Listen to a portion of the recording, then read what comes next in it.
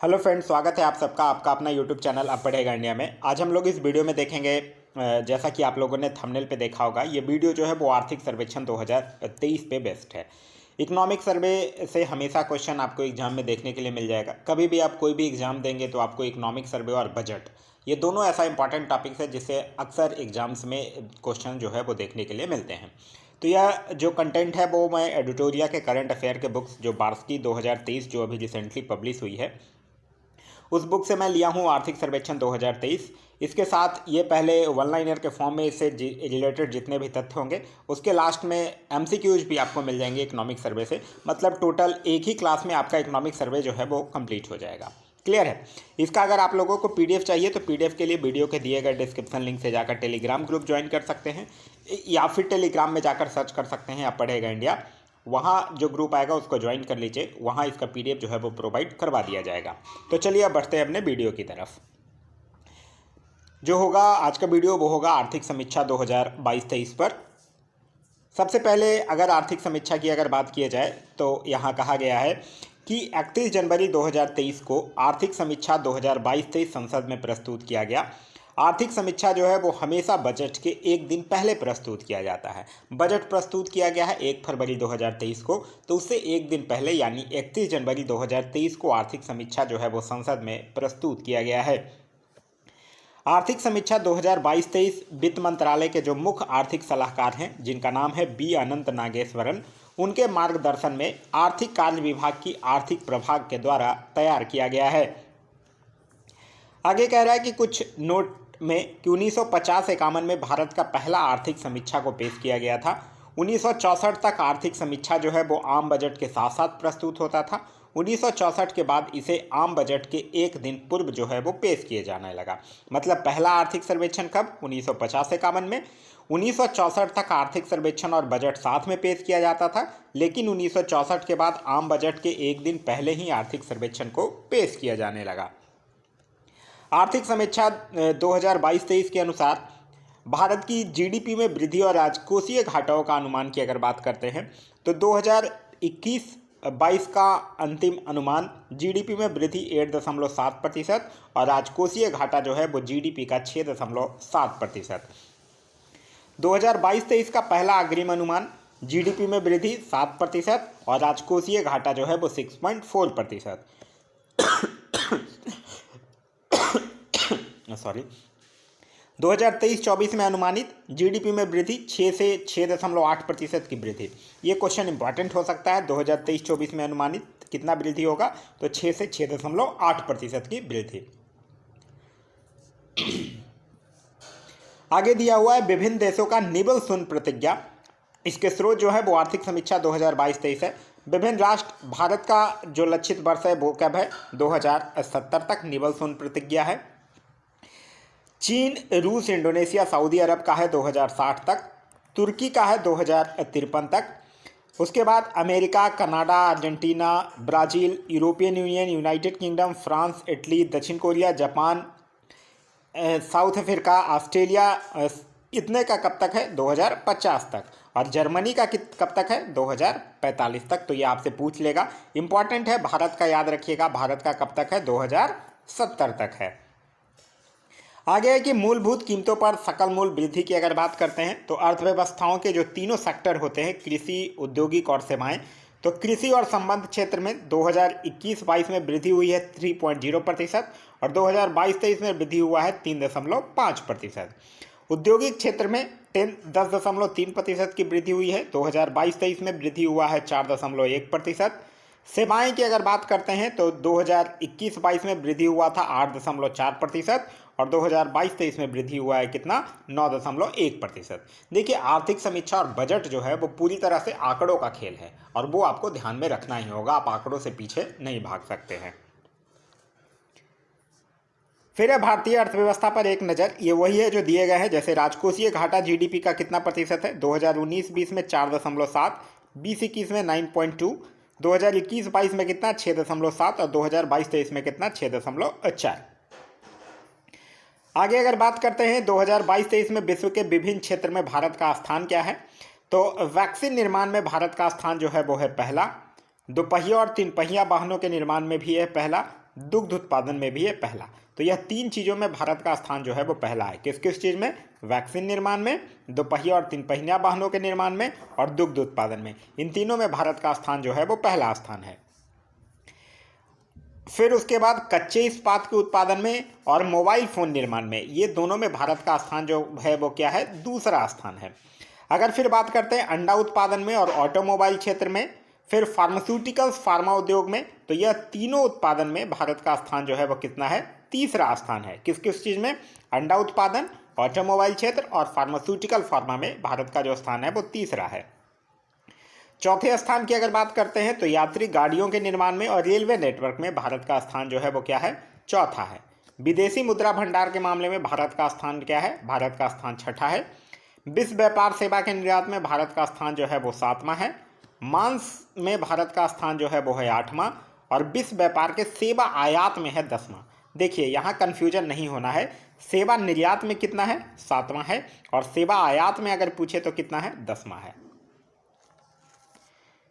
फिर है आर्थिक समीक्षा टू द पॉइंट। आर्थिक समीक्षा 2022-23 को यह क्वेश्चन आपसे पूछा जा सकता है कि कितने अध्यायों में बांटकर दिया गया था। तो आर्थिक समीक्षा 2022-23 जो है वो कुल 12 अध्यायों में बांटकर जो है वो दिया गया है। क्लियर है? अध्याय 1 क्या कहता है? अध्याय 1 जो है वो अर्थव्यवस्था की स्थिति 2022-23 पूर्ण सुधार है। कह रहा है कि वित्त वर्ष 2023-24 के लिए जीडीपी वृद्धि दर जो है वो 6 से 6.8% रहने का अनुमान जो है वो लगाया गया है। आर्थिक समीक्षा के अनुसार 15 वर्ष और उससे अधिक आयु के लोगों के लिए शहरी बेरोजगारी दर सितंबर 2021 तक 7.2% जो है वो हो गई थी। वित्त वर्ष 2023 के लिए विभिन्न एजेंसियों के द्वारा भारत का विकास अनुमान दिया गया है। यह क्वेश्चन बहुत इंपॉर्टेंट है, अक्सर पूछा जाता है, ध्यान रखिएगा। एडीबी के अकॉर्डिंग कितना है? 7%। एशियन डेवलपमेंट बैंक, मूडी के अकॉर्डिंग है 7% और फिच के अकॉर्डिंग है 7%। वर्ल्ड बैंक की अगर बात करते हैं तो उसके अकॉर्डिंग है 6.9%। IMF इंटरनेशनल मॉनेटरी फंड के अकॉर्डिंग है 6.8%। RBI के अकॉर्डिंग है 6.8%। SBI के अकॉर्डिंग है 6.8% और OECD के अकॉर्डिंग है 6.6%। तो यह डाटा पूरा का पूरा आपको ध्यान रखना है। आपसे ऐसे क्वेश्चन पूछ दिया जाएगा कि IMF के द्वारा वित्त वर्ष 2023 के लिए भारत का विकास अनुमान कितना रखा गया है, तो आपको बताना होगा 6.8%।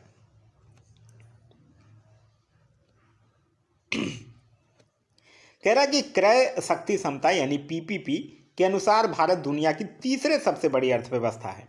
ठीक है, और बाजार विनिमय दरों में 5वीं सबसे बड़ी अर्थव्यवस्था है। मतलब PPP के अकॉर्डिंग पूछे तो भारत दुनिया की तीसरे सबसे बड़ी अर्थव्यवस्था है और अगर बाजार विनिमय दरों के अकॉर्डिंग पूछे तो भारत जो है वो दुनिया की 5वीं सबसे बड़ी अर्थव्यवस्था है। दूसरा अध्याय जो है वो कहता है भारत का मध्यावधि विकास परिदृश्य आशावादी तथा विश्वसनीय। यह अध्याय यह दर्शाता है कि महामारी पूर्व वर्षों की तुलना में अब भारत का विकास परिदृश्य जो है वो बेहतर नजर आ रहा है और भारतीय अर्थव्यवस्था आने वाले वर्षों में अपनी पूरी क्षमता के साथ विकसित होने के लिए तैयार है। सरकार के अनुसार 2019 के राष्ट्रीय अवसंरचना पाइपलाइन और 2021 के राष्ट्रीय मुद्रीकरण पाइपलाइन से बुनियादी ढांचों के निर्माण और विकास के लिए एक मजबूत आधार लेखा जो है वो तैयार की गई है। तीसरा अध्याय जो है वो है राजकोषीय विकास राजस्व सुधार। कह रहा है अप्रैल नवंबर 2022 के दौरान सकल कर राजस्व में 15.5% की वार्षिक वृद्धि दर्ज की गई है, जो कि प्रत्यक्ष करों और अप्रत्यक्ष करों में दमदार वृद्धि से संभव हुई है। पिछले कुछ वित्तीय वर्षों में औसत मासिक सकल GST संग्रह में अप्रत्याशित वृद्धि जो है वो देखी गई है। जैसे कि आप देख सकते हैं फाइनेंशियल ईयर 2021 में 0.95 लाख करोड़ औसत मासिक GST संग्रह हुआ है। फाइनेंशियल ईयर 2022 में 1.24 लाख करोड़ हुआ है और फाइनेंशियल ईयर 2023 में 1.49 लाख करोड़ रुपया मासिक GST संग्रह जो है वो हुआ है। आगे है कि चालू वित्त वर्ष के दौरान राजस्व व्यय की आवश्यकता काफ़ी अधिक रहने के बावजूद केंद्र सरकार ने पूंजीगत व्यय पर विशेष जोर दिया है। सरकार की पूंजीगत व्यय आधारित विकास रणनीति से भारत में विकास दर एवं ब्याज दर के बीच के अंतर को धनात्मक रखने में मदद मिलेगी, जिससे आने वाले वर्षों में ऋण GDP अनुपात को एक दायरे में रखना जो है वो संभव हो पाएगा। अध्याय 4 जो है वो किस पे है? मौद्रिक प्रबंधन और वित्तीय मध्यस्थता एक अच्छा वर्ष। आरबीआई जो है वो पॉलिसी रेपो दर में संचयी तौर पर 225 आधार अंकों की वृद्धि किया है, यह याद रखिएगा। कितने अंकों की वृद्धि किया है? 225 आधार अंकों की वृद्धि किया है। सकल गैर निष्पादित संपत्ति अनुपात यानी जीएनपीए घटकर जो है वो पिछले 7 वर्षों के निचले स्तर यानी 5% पर पहुंचा है। और भारत ने वित्त वर्ष 2023 अप्रैल से दिसंबर में घरेलू शेयर बाजार प्रदर्शन में अपने समकक्षों को पीछे छोड़ा है। अध्याय 5 जो है वो है सॉरी, कीमतें और मुद्रास्फीति नाजुक परिस्थितियों पर कामयाबी। भारत में खुदरा महंगाई दर जो है वो अप्रैल 2022 में बढ़कर 7.8% के शिखर पर पहुंच गई है, लेकिन इसके बावजूद पूरी दुनिया में न्यूनतम में से एक रही है। खुदरा महंगाई दर जो है वो कितना प्रतिशत पहुंच गया है? 7.8% पहुंच गया है, लेकिन इसके बावजूद भी वो पूरे दुनिया में न्यूनतम में से एक रहा है।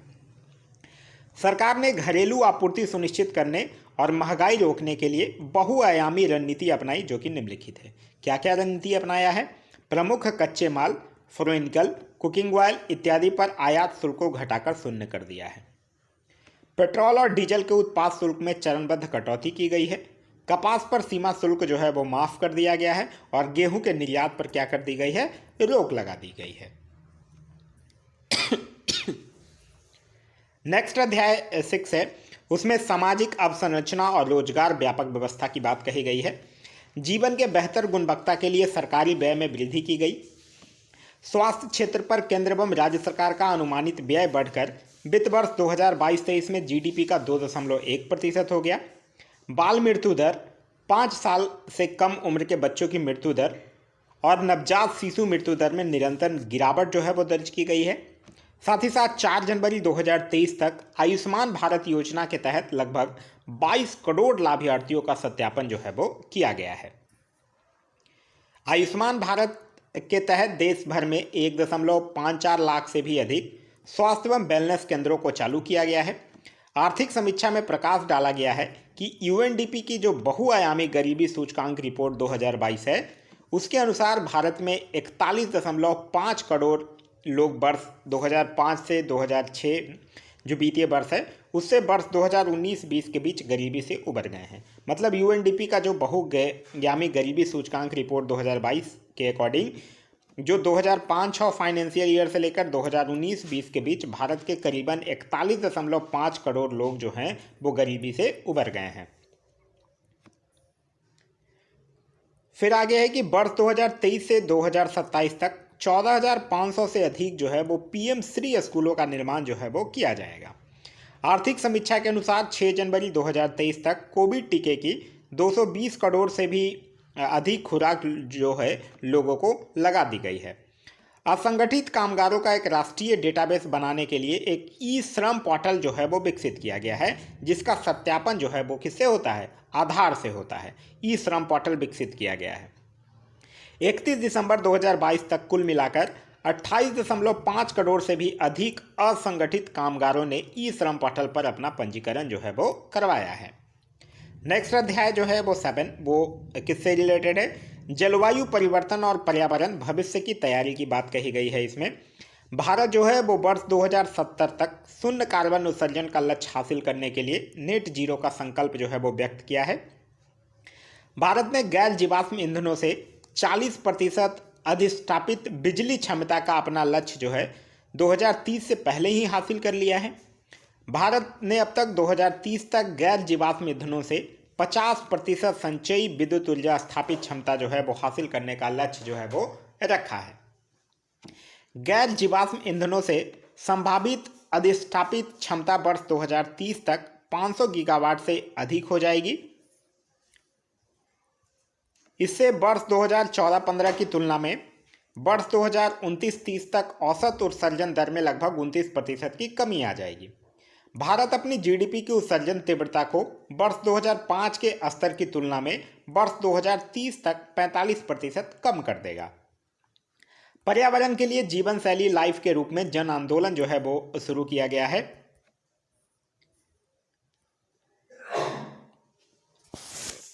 आगे है कि अर्थव्यवस्था में कार्बन तीव्रता कम करने को ध्यान में रखते हुए सॉवरेन ग्रीन बॉन्ड फ्रेमवर्क नवंबर 2022 में जारी किया गया। सॉवरेन ग्रीन बॉन्ड को जारी करने की घोषणा केंद्रीय बजट 2022-23 में ही की गई थी। इसे जारी करने एवं इसका सत्यापन करने के लिए एक ग्रीन फाइनेंस वर्किंग कमेटी का भी गठन जो है वो किया गया है। आगे है कि वर्ष 2047 तक भारत को ऊर्जा स्वतंत्र राष्ट्र बनाने के लिए राष्ट्रीय हरित हाइड्रोजन मिशन की शुरुआत जो है वो किया गया है। राष्ट्रीय हरित हाइड्रोजन मिशन द्वारा वर्ष 2030 तक कम से कम 5 MMT यानी कि मिलियन मैट्रिक टन की वार्षिक हरित हाइड्रोजन उत्पादन क्षमता जो है वो विकसित कर ली जाएगी। फिर कह रहा है राष्ट्रीय हरित हाइड्रोजन मिशन के तहत वर्ष 2030 तक जीवाश्म ईंधन के आयात में 1 लाख करोड़ रुपए से अधिक की संचयी कटौती की जाएगी। वर्ष 2030 तक नवीकरणीय ऊर्जा क्षमता में लगभग 125 गीगावाट की वृद्धि की जाएगी और ग्रीन हाउस गैस के वार्षिक उत्सर्जन में लगभग 50 MMT की कमी की जाएगी। अक्टूबर 2022 तक राष्ट्रीय सौर मिशन के तहत 61.6 गीगावाट सौर ऊर्जा क्षमता अधिष्ठापित किया जा चुका है। जलवायु परिवर्तन के लिए 12 उत्कृष्टता केंद्र बनाए गए और इन्हें मजबूत किया जा रहा है। फिर सतत कृषि के लिए राष्ट्रीय मिशन जैविक खेती के तहत 0.15 लाख हेक्टेयर और सूक्ष्म सिंचाई के तहत 10 लाख हेक्टेयर को कवर करने का प्रमुख लक्ष्य रखा गया है। 26 अगस्त 2022 को भारत सरकार ने जलवायु परिवर्तन पर संयुक्त राष्ट्र फ्रेमवर्क कॉन्वेंशन को सूचित करने के लिए भारत ने अद्यतन राष्ट्रीय स्तर पर निर्धारित योगदान यानी कि NDC प्रस्तुत किया है। भारत ने अपना पहला NDC अक्टूबर 2015 में UNFCCC को प्रस्तुत किया था, जिसमें 8 लक्ष्य जो हैं वो शामिल थे। आर्थिक सर्वेक्षण के अनुसार भारत में वन और वृक्षों का अनावरण जो है वो कार्बन स्टॉक लगभग 7204 मिलियन टन है। ठीक है, आर्थिक सर्वेक्षण के अनुसार भारत में वन और वृक्षों का जो आवरण है वो कार्बन स्टॉक लगभग 7204 मिलियन टन है, जहां अरुणाचल प्रदेश में सबसे ज्यादा कार्बन स्टॉक है, कितना 1024 मिलियन टन, और उसके बाद फिर मध्य प्रदेश में है 609 मिलियन टन का स्थान है। आर्थिक समीक्षा के अनुसार अगस्त 2022 तक भारत के 18 राज्यों में 75,796.8 वर्ग किलोमीटर क्षेत्र में 53 टाइगर रिजर्व फैले हैं, जो जंगली बाघों की वैश्विक आबादी का लगभग 75% जो है वो इसमें रहता है। देश के 17 टाइगर रिजर्व CATS अंतर्राष्ट्रीय मान्यता प्राप्त हैं और 2 को अंतर्राष्ट्रीय TX2 पुरस्कार जो है वो मिल चुका है। आर्थिक समीक्षा के अनुसार भारत में एशियाई शेरों की आबादी जो है वो कितनी है, 674 है और 12,852 तेंदुए हैं। पूरे विश्व के 60% से अधिक हाथियों की आबादी जो है वो कहाँ है, भारत में है।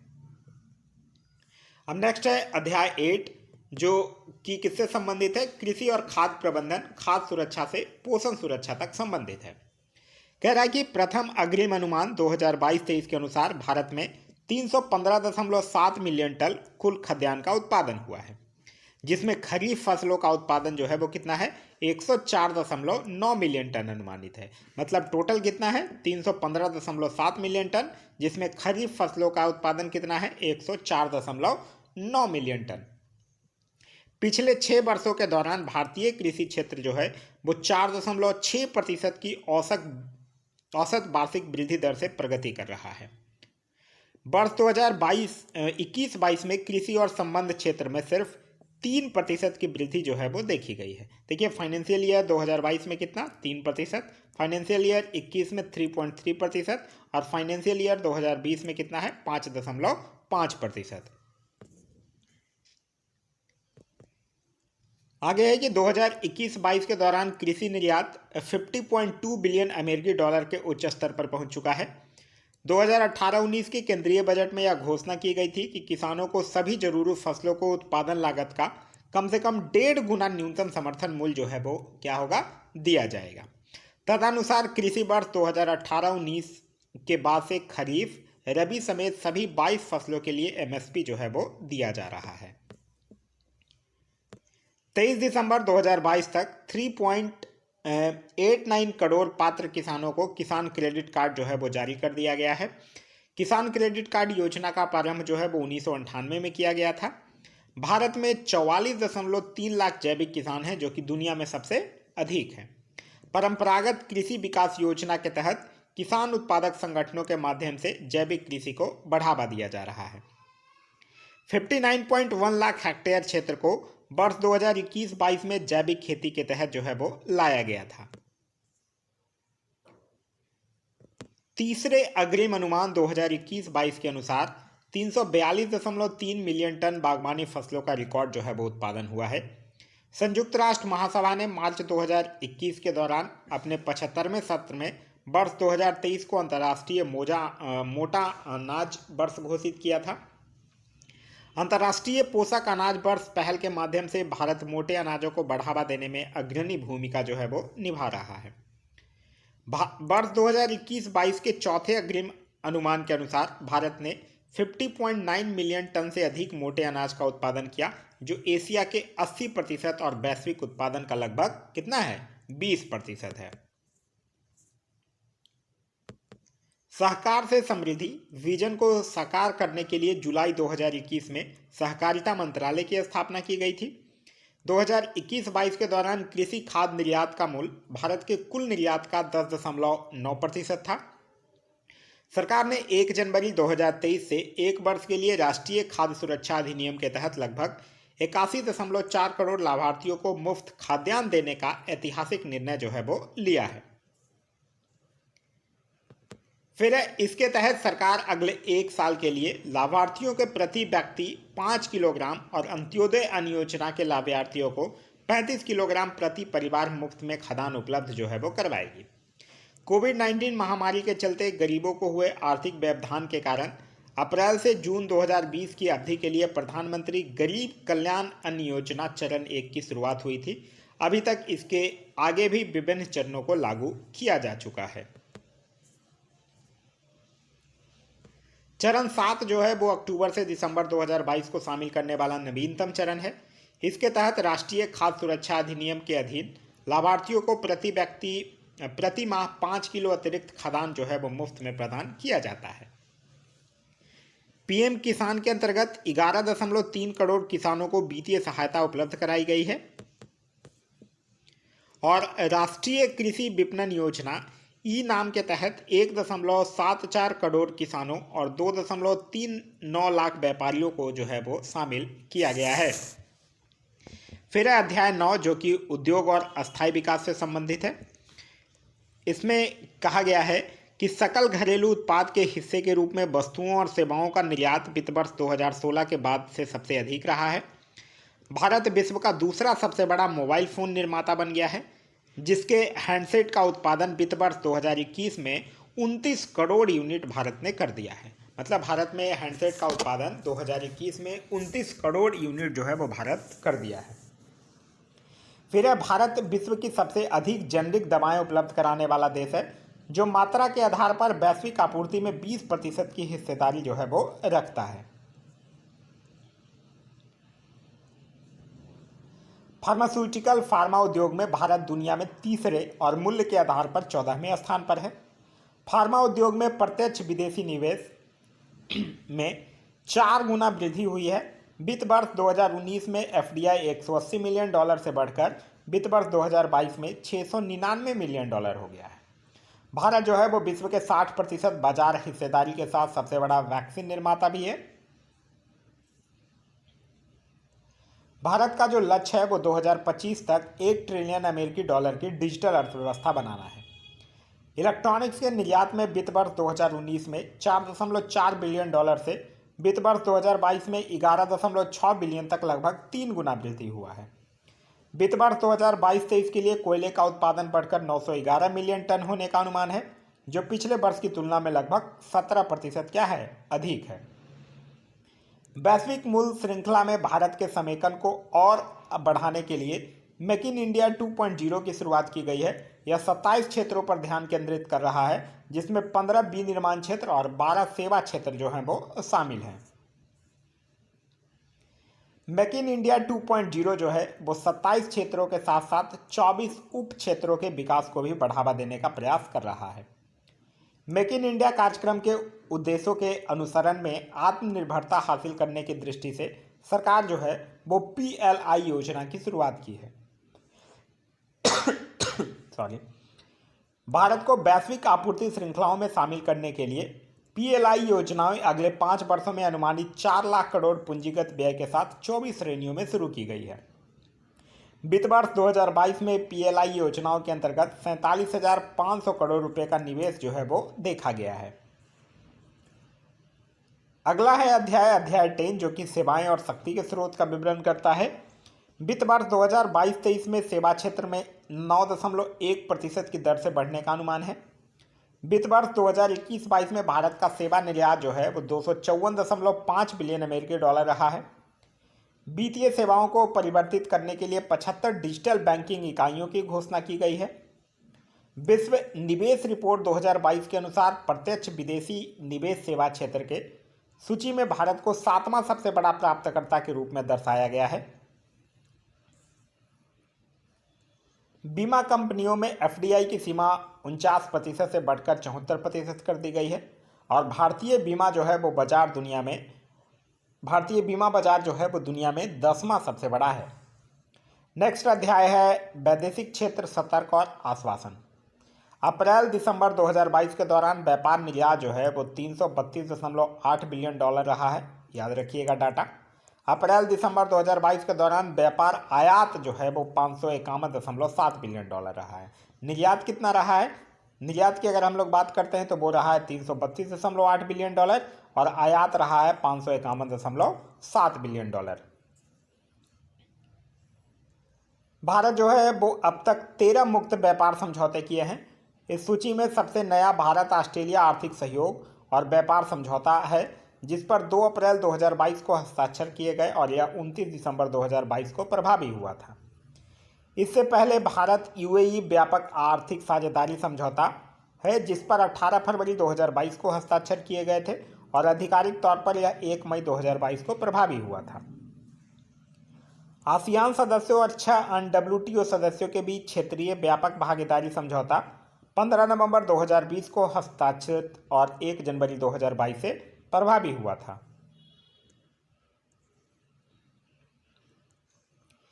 कृषि उत्पादों के परिवहन में किसानों की सहायता करने के लिए अगस्त 2020 में कृषि उड़ान योजना शुरू की गई थी।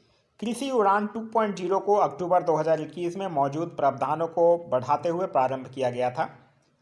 अप्रैल से सितंबर 2022 की अवधि के लिए चालू खाता घाटा जो है वो GDP का 3.3% जो है वो दर्ज किया गया है।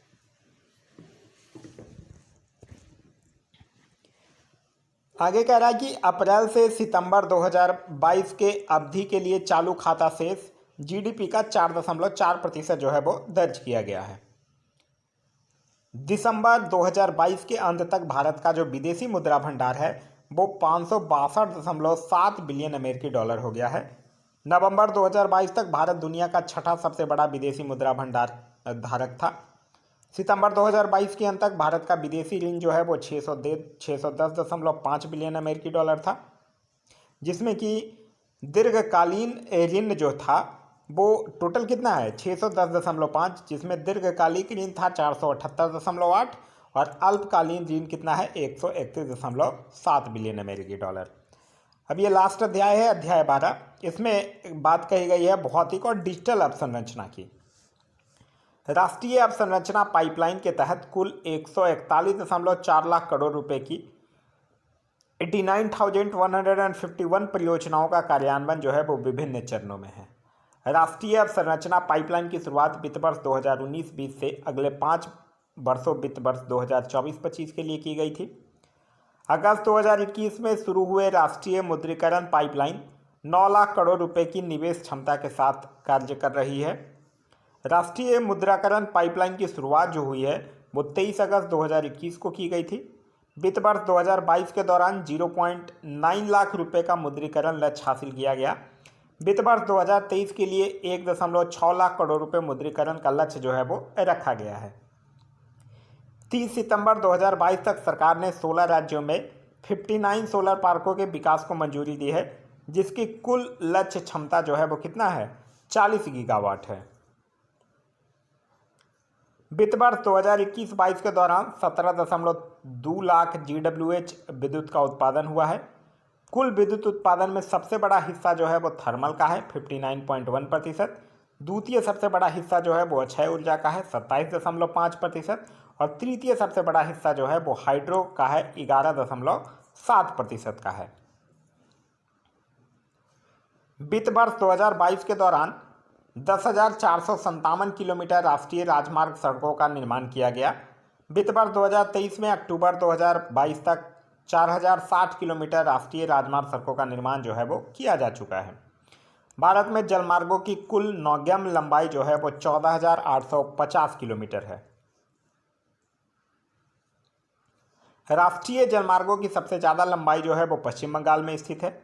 हाल ही में 106 नए जलमार्गों को राष्ट्रीय जलमार्ग घोषित किया गया है, जिससे देश में राष्ट्रीय जलमार्गों की कुल संख्या जो है वो कितनी हो गई है, 111 हो गई है।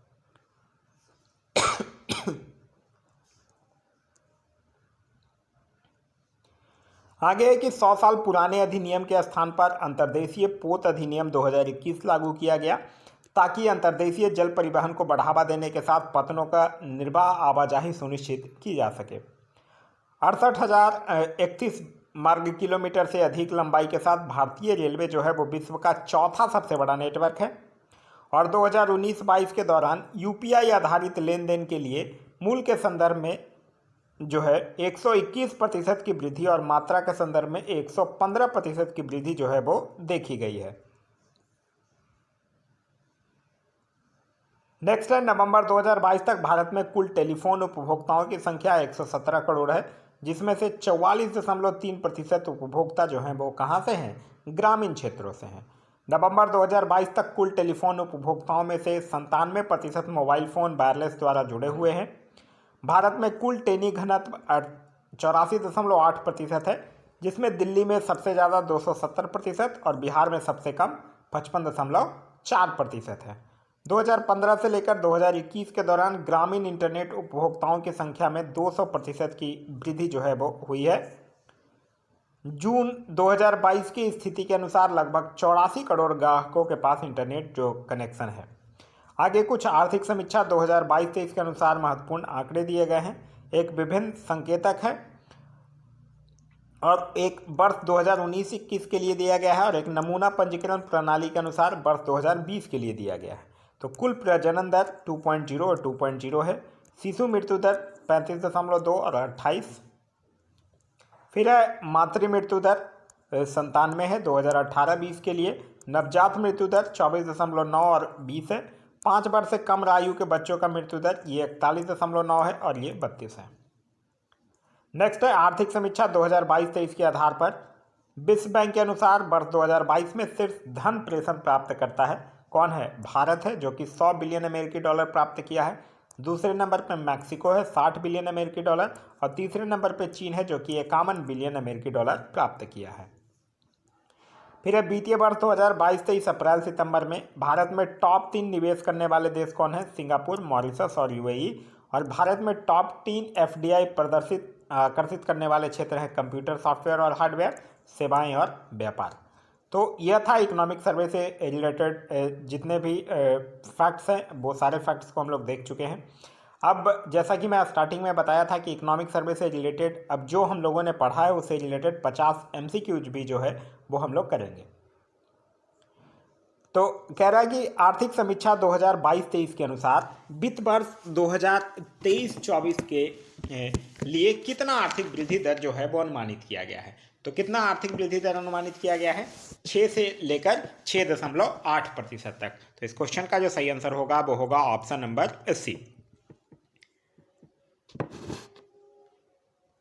नेक्स्ट है कि आर्थिक समीक्षा 2022-23 को संसद में कब प्रस्तुत किया गया। तो यह कब प्रस्तुत किया गया है, बजट के ठीक एक दिन पहले यानी 31 जनवरी 2023 को प्रस्तुत किया गया है। नेक्स्ट है कि आर्थिक समीक्षा के अनुसार वित्त वर्ष 2022-23 के लिए कितना प्रतिशत राजकोषीय घाटा का अनुमान लगाया गया है। तो राजकोषीय घाटा कितना प्रतिशत, 6.4%। तो इस क्वेश्चन का सही आंसर होगा वो होगा ऑप्शन नंबर बी। नेक्स्ट है कि आर्थिक समीक्षा के आधार पर भारत क्रय शक्ति समता पीपीपी के अनुसार दुनिया की कितनी सबसे बड़ी अर्थव्यवस्था है। तो अभी हम लोगों ने पढ़ा था कि क्रय शक्ति समता के अनुसार भारत जो है वो दुनिया की तीसरी सबसे बड़ी अर्थव्यवस्था है और बाजार विनिमय दरों में पांचवी सबसे बड़ी अर्थव्यवस्था है। तो इस क्वेश्चन का जो सही आंसर होगा वो होगा ऑप्शन नंबर सी, तीसरी सबसे बड़ी अर्थव्यवस्था है। नेक्स्ट है कि आर्थिक समीक्षा 2022-23 को कुल कितने अध्यायों में बांटा गया है। तो टोटल अभी हम लोगों ने कितना अध्याय पढ़ा, 12 अध्याय। तो इस क्वेश्चन का सही आंसर होगा वो होगा ऑप्शन नंबर बी, 12 अध्याय में बांटा गया है। नेक्स्ट है कि आर्थिक समीक्षा के अनुसार सरकार ने घरेलू आपूर्ति को सुनिश्चित करने और महंगाई रोकने के लिए कौन सी रणनीति अपनाई है। तो कपास पर सीमा शुल्क माफ कर दिया गया, बिल्कुल सही है। गेहूं के निर्यात पर रोक लगा दी गई, सही है। प्रमुख कच्चा माल फर्निकल, कोकिंग कोल इत्यादि पर आयात शुल्क को घटाकर शून्य कर दिया गया, ये भी सही है। इनमें से एक से अधिक इसका सही आंसर होगा, यानी option number D. Next question कह रहा है कि वर्ष 2023 से लेकर 2027 तक कितने पीएम श्री स्कूलों का निर्माण किया जाएगा। तो अभी हम लोगों ने पढ़ा था कितने पीएम श्री स्कूलों का निर्माण जो है वो किया जाएगा, 14,500 से अधिक पीएम श्री स्कूलों का किया जाएगा। तो इस क्वेश्चन का सही आंसर होगा वो होगा ऑप्शन नंबर सी। नेक्स्ट है कि भारत ने गैर जीवाश्म ईंधनों से 40% अधिष्ठापित बिजली क्षमता का उत्पादन 2030 से पहले ही पूरा कर लिया है। अब इसे बढ़ाकर कितना प्रतिशत कर दिया गया है। तो अब इसको बढ़ाकर 50% कर दिया गया है। तो इस क्वेश्चन का सही आंसर होगा वो होगा ऑप्शन नंबर बी। नेक्स्ट है कि अर्थव्यवस्था में कार्बन तीव्रता को कम करने को ध्यान में रखते हुए सॉवरेन ग्रीन बॉन्ड नवंबर 2022 में जारी किया गया है। इसे किस केंद्रीय बजट में लाने की घोषणा की गई है। तो इसको 2022-23 केंद्रीय बजट में लाने की घोषणा किया गया है। तो इस क्वेश्चन का सही आंसर होगा वो होगा ऑप्शन नंबर बी। नेक्स्ट है कि प्रथम अग्रिम अनुमान 2022-23 के अनुसार कितना मिलियन टन जो है वो कुल खदान का उत्पादन किया गया। तो यह किया गया 315.7 मिलियन टन। तो इस क्वेश्चन का सही आंसर होगा वो होगा ऑप्शन नंबर सी। नेक्स्ट है कि वित्त वर्ष 2021-22 में कृषि और संबंध क्षेत्र में कुल कितना प्रतिशत का वृद्धि देखा गया है। तो कृषि और संबंधित क्षेत्र में कुल 3% का वृद्धि देखा गया है। तो इस क्वेश्चन का सही आंसर होगा वो होगा ऑप्शन नंबर सी। नेक्स्ट है कि आर्थिक समीक्षा 2022-23 के अनुसार भारत विश्व का सबसे बड़ा मोबाइल फोन निर्माता है। तो अभी हम लोगों ने देखा था क्या कि वैक्सीन निर्माण में, दूध उत्पादन में, दुपहिया और तीन पहिया वाहन के निर्माण में, ये सब में पहला स्थान था। और कच्चे इस्पात और मोबाइल फोन ये इसमें क्या था, दूसरा स्थान था। तो इस क्वेश्चन का जो सही आंसर होगा वो होगा ऑप्शन नंबर बी, दूसरा स्थान था। नेक्स्ट है कि आर्थिक समीक्षा के अनुसार सबसे ज्यादा जैविक किसान जो है वो किस देश में है। तो अभी हम लोगों ने क्या पढ़ा था, अभी हम लोगों ने पढ़ा था कि भारत में 44.3 लाख जैविक किसान हैं, जो कि दुनिया में सबसे अधिक हैं। तो इस क्वेश्चन का जो सही आंसर होगा वो होगा ऑप्शन नंबर सी, यानी कि भारत। नेक्स्ट है कि आर्थिक सर्वेक्षण के अनुसार भारत में वन और वृक्षों के आवरण का कार्बन स्टॉक सबसे अधिक किस राज्य में है। तो सबसे अधिक किस में है, अरुणाचल प्रदेश में, और दूसरे नंबर पे मध्य प्रदेश में। तो इस क्वेश्चन का सही आंसर होगा वो होगा option number B, Arunachal Pradesh. Next है आर्थिक समीक्षा के अनुसार दिसंबर 2022 के अंत तक भारत के पास कितने बिलियन अमेरिकी डॉलर विदेशी मुद्रा भंडार था। तो भारत के पास टोटल 562.7 बिलियन अमेरिकी डॉलर था। तो इस क्वेश्चन का सही आंसर होगा वो होगा ऑप्शन नंबर सी। नेक्स्ट है कि आर्थिक समीक्षा के अनुसार भारत दुनिया का सबसे बड़ा विदेशी मुद्रा भंडारक देश है। तो आर्थिक समीक्षा के अनुसार भारत जो है वो दुनिया का छठा सबसे बड़ा विदेशी मुद्रा भंडारक देश है। तो इस क्वेश्चन का सही आंसर होगा वो होगा ऑप्शन नंबर बी, छठा। नेक्स्ट क्वेश्चन कह रहा है कि आर्थिक समीक्षा के अनुसार सितंबर 2022 के अंत तक भारत पर विदेशी ऋण कितना बिलियन अमेरिकी डॉलर था।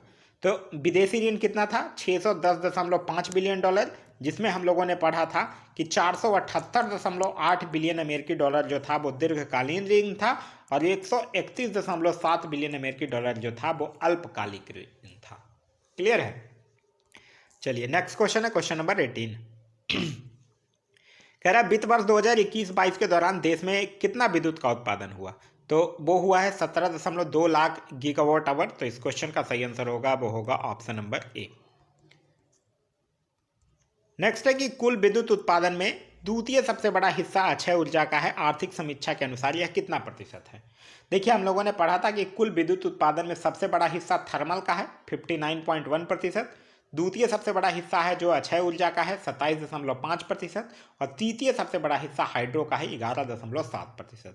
तो इस क्वेश्चन का जो सही आंसर होगा वो होगा ऑप्शन नंबर सी, यानी 27.5%।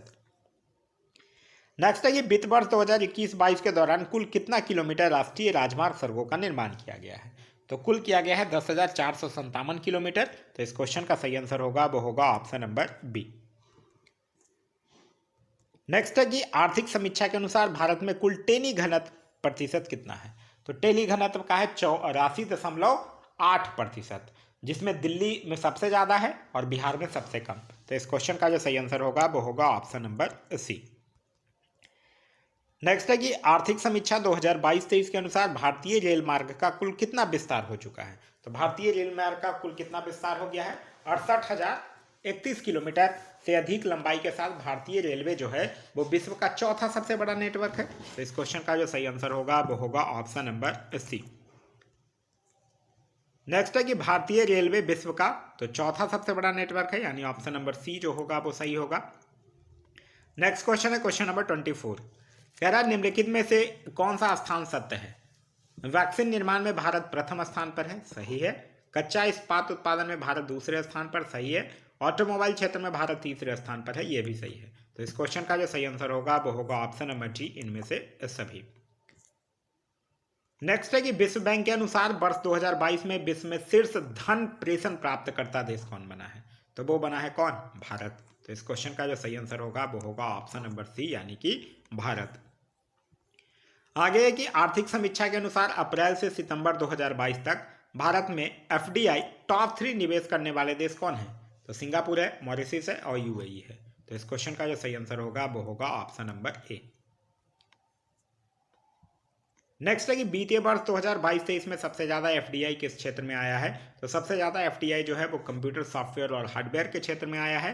तो इस क्वेश्चन का जो सही आंसर होगा वो होगा option number A, computer software और हार्डवेयर के क्षेत्र में।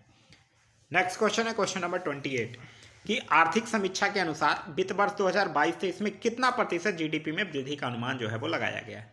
तो कितना प्रतिशत? 7%। तो इस क्वेश्चन का सही आंसर होगा वो होगा ऑप्शन नंबर सी। नेक्स्ट है कि अप्रैल से दिसंबर 2022 के दौरान व्यापार निर्यात कितना बिलियन डॉलर है? तो निर्यात यहां आपसे पूछ रहा है, तो निर्यात है 332.8 बिलियन डॉलर, और अगर आयात पूछेगा तो वो है 551.7 बिलियन डॉलर। नेक्स्ट क्वेश्चन में आपसे कह रहा है अप्रैल से दिसंबर 2022 के दौरान व्यापार आयात कितना बिलियन डॉलर है? तो अभी हम लोगों ने देखा आयात कितना है, 551.7, और अगर निर्यात पूछे तो 332.8 बिलियन डॉलर।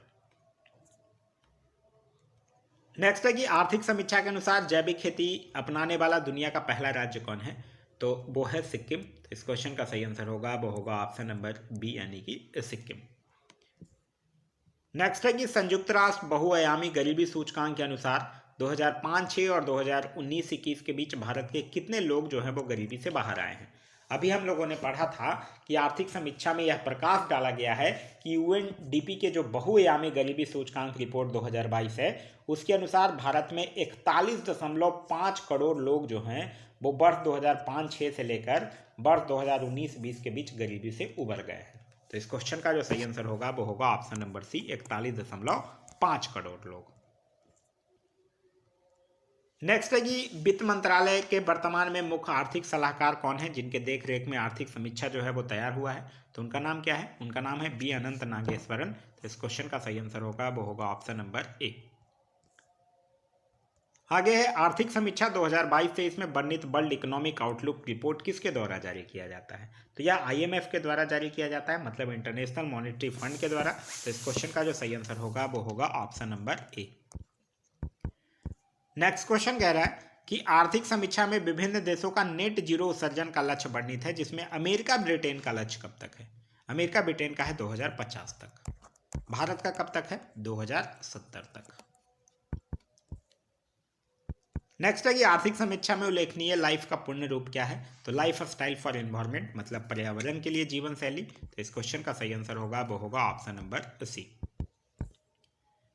आगे है कि आर्थिक समीक्षा के अनुसार आरबीआई ने पूरे वर्ष पॉलिसी रेपो दर में कितने आधार अंकों का वृद्धि किया है? तो अभी हम लोगों ने देखा था कि आरबीआई जो है वो पॉलिसी रेपो दर में संचयी तौर पर 225 आधार अंकों की वृद्धि किया है। तो इस क्वेश्चन का जो सही आंसर होगा वो होगा ऑप्शन नंबर बी 225। नेक्स्ट है कि वित्त वर्ष 2022-23 के लिए मूलभूत कीमतों पर सकल मूल्य वृद्धि पर विचार करें। एक साइड क्षेत्र दिया गया है और एक साइड वृद्धि दर। कृषि का 3.5% सही है, उद्योग 4.1% सही है, सेवा 8.1% गलत है। सेवा में अब कितना था, 9.1% था। तो इस क्वेश्चन का जो सही आंसर होगा वो होगा ऑप्शन नंबर सी, केवल 1 और 2 जो है वो सही है। नेक्स्ट क्वेश्चन है क्वेश्चन नंबर 39। कह रहा आर्थिक समीक्षा 2022-23 के अनुसार निम्न कथनों पर विचार करें। भारत का ई कॉमर्स बाजार 2025 तक 18% बढ़ने की संभावना है, बिल्कुल सही है। भारत जो है वो विश्व का 5वां सबसे बड़ा जो क्या है निर्यातक है। भारत विश्व का 5वां सबसे बड़ा सेवा निर्यातक है, तो यह गलत है। तो इसको भारत जो है सेवा निर्यात में कौन से पोजीशन पे था, 7वां पर, और सेवा आयात में कितना था, 10वें पर। अभी हम लोगों ने पढ़ा था, यहाँ 5वां लिखा है तो यह गलत है, यानी पहला सही है। तो इस क्वेश्चन का सही आंसर होगा वो होगा ऑप्शन नंबर ए, केवल 1 सही है। आगे है कि आर्थिक समीक्षा 2022-23 के अनुसार राष्ट्रीय हरित हाइड्रोजन मिशन से भारत किस वर्ष तक ऊर्जा के मामले में आत्मनिर्भर हो जाएगा। तो भारत जो है वो 2047 तक ऊर्जा के मामले में आत्मनिर्भर हो जाएगा। तो इस क्वेश्चन का सही आंसर होगा वो होगा ऑप्शन नंबर बी। नेक्स्ट है आर्थिक समीक्षा में उल्लेखित शब्द जैम का पूर्ण रूप क्या है। तो वो है जनधन आधार मोबाइल। तो इस क्वेश्चन का सही आंसर होगा वो होगा ऑप्शन नंबर ए। नेक्स्ट है कि आर्थिक समीक्षा में वर्णित मुद्रास्फीति दर पर विचार कीजिए। अप्रैल से दिसंबर 2022 के दौरान उपभोक्ता मूल्य सूचकांक पर आधारित मुद्रास्फीति जो है वो 6.4% अनुमानित है, गलत है। अप्रैल से दिसंबर 2022 के दौरान थोक मूल्य सूचकांक पर आधारित मुद्रास्फीति 11.5% अनुमानित है, यह सही है। तो इस क्वेश्चन का सही आंसर होगा वो होगा ऑप्शन नंबर बी, केवल 2 जो है वो सही है। नेक्स्ट है कि नवंबर 2022 तक भारत में कुल टेलीफोन उपभोक्ताओं की संख्या कितनी थी। तो वो कितना था, 117 करोड़। तो इस क्वेश्चन का सही आंसर होगा वो होगा ऑप्शन नंबर ए, 117 करोड़, जिसमें कि 44.3% उपभोक्ता जो थे वो क्या थे, ग्रामीण उपभोक्ता थे। नेक्स्ट है कि वित्त वर्ष 2022-23 में औद्योगिक क्षेत्र का सकल मूल्यवर्धन यानी जीबीए कितना प्रतिशत बढ़ा है। तो यह 3.7% बढ़ा है। तो इस क्वेश्चन का सही आंसर होगा वो होगा option number C. Next question है कि वित्त वर्ष 2022-23 में स्वास्थ्य क्षेत्र पर बजट का खर्च जीडीपी का कितना प्रतिशत रहा है। तो यह रहा है कितना, 2.1%। इसको करने का अनुमान कितना रखा गया है, अब बढ़ाकर 2.5% किया जाएगा इसको। नेक्स्ट क्वेश्चन है क्वेश्चन नंबर 46। कह रहा है कि आर्थिक समीक्षा के अनुसार फार्मा उद्योग में एफडीआई प्रवाह 2019 की तुलना में 2022 में कितना गुना बढ़ा है। तो लगभग 4 गुना बढ़ा है। तो इस क्वेश्चन का सही आंसर होगा वो होगा ऑप्शन नंबर सी, 4 गुना। नेक्स्ट है कि मेक इन इंडिया 2.0 में कुल 27 केंद्रों पर ध्यान केंद्रित किया जा रहा है, साथ ही साथ कितने उप क्षेत्रों के विकास को भी बढ़ावा दिया जाएगा। तो 24 उप क्षेत्रों के विकास को भी बढ़ावा दिया जाएगा। तो इस क्वेश्चन का सही आंसर होगा वो होगा ऑप्शन नंबर सी, 24। नेक्स्ट है कि आर्थिक समीक्षा के अनुसार जुलाई 2021 में कौन सा नया मंत्रालय सहकार से समृद्धि विजन को साकार करने के लिए लाई गई थी। तो वो लाया गया है सहकारिता मंत्रालय। तो इस क्वेश्चन का सही आंसर होगा वो होगा ऑप्शन नंबर ए, सहकारिता मंत्रालय। नेक्स्ट है कि आर्थिक समीक्षा के अनुसार वित्त वर्ष 2022-23 में औसत जीएसटी संग्रह कितना करोड़ था। तो ये था 1.49 करोड़। तो इस क्वेश्चन का सही आंसर होगा वो होगा option number A. Next question कह रहा है कि आर्थिक समीक्षा के अनुसार 2015 से 2021 के दौरान ग्रामीण इंटरनेट उपभोक्ताओं की संख्या में कितने प्रतिशत की वृद्धि दर्ज की गई है। तो 200% की वृद्धि दर्ज की गई है। तो इस क्वेश्चन का जो सही आंसर होगा वो होगा ऑप्शन नंबर सी, 200%। तो यह था हमारा आज का वीडियो। देखिए इसमें आर्थिक सर्वेक्षण, अब आपको इससे बाहर पढ़ने की ज़रूरत नहीं है। इतना अगर आप आर्थिक सर्वेक्षण में कर लेते हैं तो आप आराम से एग्जाम्स में क्वेश्चन जो है वो कर आएंगे। पहले सब्जेक्टिव पढ़िए, फिर इसका ऑब्जेक्टिव बनाइए। इसके अलावा भी इस बुक के और भी जो इंपॉर्टेंट टॉपिक्स हैं और जो प्रैक्टिस सेट्स हैं वो ऑलरेडी अपलोडेड है। अगर आप नहीं देखे हैं तो जाकर प्लेलिस्ट से देख सकते हैं। यह वीडियो आप लोगों को कैसा लगा कमेंट करके जरूर बताइएगा। साथ ही साथ इस वीडियो से कुछ सीखने के लिए मिला तो एक लाइक जरूर कर दीजिएगा। वीडियो पसंद आ रहा है तो अपने दोस्तों के साथ शेयर करना ना भूलें। अभी तक आप इस चैनल पर नए हैं या चैनल को सब्सक्राइब नहीं किए हैं तो चैनल को सब्सक्राइब कर लीजिए और साथ ही साथ बेल आइकन दबा लीजिए ताकि हमारे सारे वीडियो के नोटिफिकेशन जो है वो आपको मिलते रहें। इसका अगर आप लोगों को पीडीएफ चाहिए तो पीडीएफ के लिए वीडियो के दिए गए डिस्क्रिप्शन लिंक से जाकर टेलीग्राम ग्रुप ज्वाइन कर लीजिए, या फिर टेलीग्राम में जाकर सर्च कर लीजिए अब पढ़ेगा इंडिया, वहाँ जो ग्रुप आएगा उसको ज्वाइन कर लीजिए, वहाँ इसका पीडीएफ जो है वो प्रोवाइड करवा दिया जाएगा। Thanks for watching.